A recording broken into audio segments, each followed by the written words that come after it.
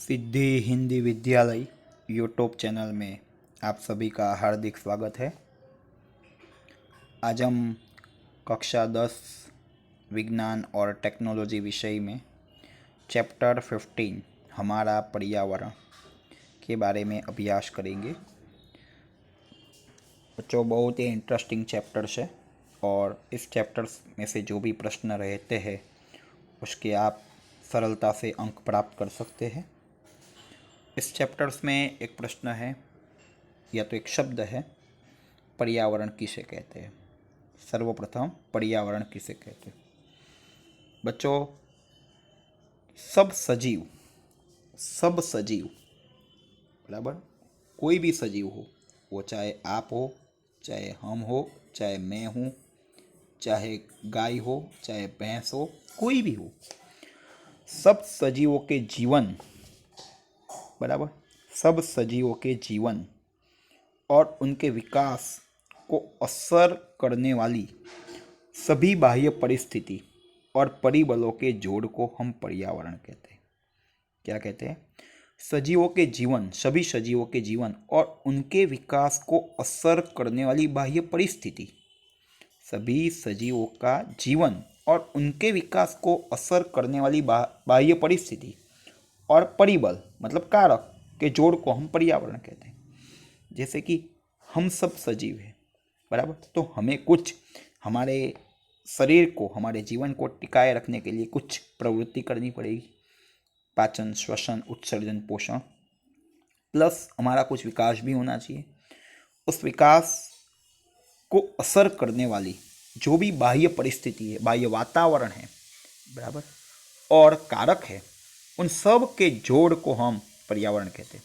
मतलब हम ऐसा भी कह सकते हैं, सजीव और उनके साथ जुड़े हुए भौतिक आवरण या तो उनके साथ जुड़े हुए भौतिक परिसर को हम पर्यावरण कहते हैं। सभी सजीव और उनके साथ जुड़े हुए भौतिक परिसर को हम पर्यावरण कहते हैं। या तो एक दूसरी परिभाषा है, सजीवों के जीवन और उनके विकास को असर करने वाली सभी बाह्य परिस्थिति और उनके कारक के जोड़ को हम क्या कहते हैं? पर्यावरण। सजीवों के जीवन और उनके विकास को असर करने वाली बाह्य परिस्थिति और कारक के जोड़ को हम क्या कहते हैं? पर्यावरण। या तो सजीव और उनके साथ जुड़े हुए भौतिक परिसर को हम क्या कहते हैं? पर्यावरण। अभी पर्यावरण के अंतर्गत दो प्रकार के घटक होते हैं, एक है जैविक घटक, दूसरा है अजैविक घटक।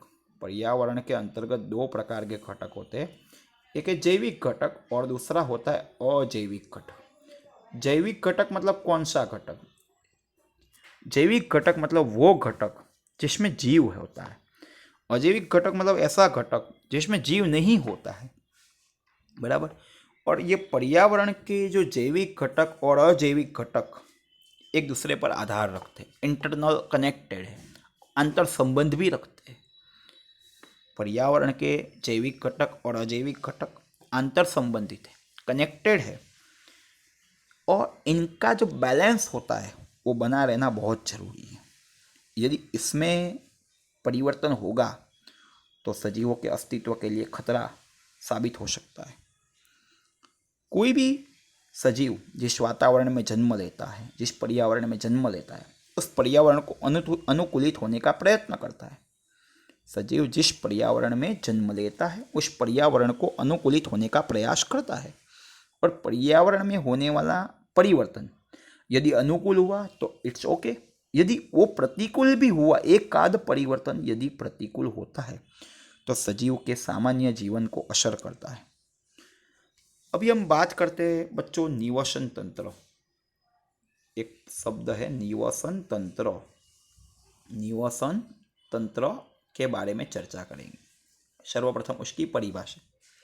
अभी सभी सजीव और उनके साथ जुड़ा हुआ भौतिक पर्यावरण, सजीव प्लस उनके साथ जुड़ा हुआ भौतिक पर्यावरण, इन दोनों के बीच अंतर क्रिया होती है। ठीक है, सभी सजीव और उनके साथ जुड़ा हुआ भौतिक पर्यावरण, इन दोनों की आंतर क्रिया से बनने वाले तंत्र को निवसन तंत्र कहते हैं। सभी सजीव और उनके साथ जुड़े हुए भौतिक पर्यावरण के बीच की आंतर क्रिया से जो भी तंत्र बनता है उसे हम कहते हैं निवसन तंत्र। सभी सजीव और उनके साथ जुड़े हुए भौतिक पर्यावरण के बीच आंतर क्रिया होती है और जो भी तंत्र बनता है उन्हें कहते हैं निवसन तंत्र। सजीव और उनके साथ संबंधित भौतिक पर्यावरण के बीच की अंतर क्रिया से जो भी तंत्र बनता है उसे हम निवसन तंत्र कहते हैं। निवसन तंत्र की कुछ एक विशिष्टता होती है। नंबर 1, निवसन तंत्र आयतन में छोटा भी हो सकता है या बड़ा भी हो सकता है। निवसन तंत्र में सजीव और उनके भौतिक पर्यावरण के बीच अंतर क्रिया होती है।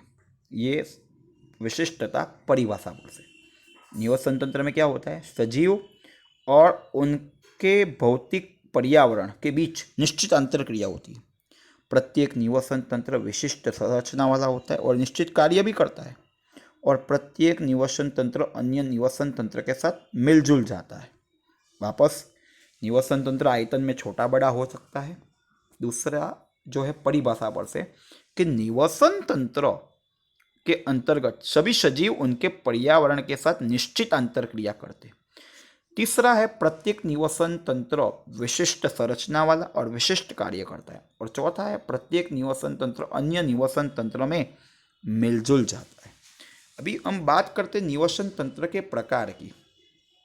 निवसन तंत्र के प्रकार की, पर निवसन तंत्र के प्रकार हम किसके आधार पर बताएंगे, तो आवास के माध्यम के आधार पर। निवसन तंत्र के जो प्रकार होते हैं वो हम आवास के आधार पर बताते हैं।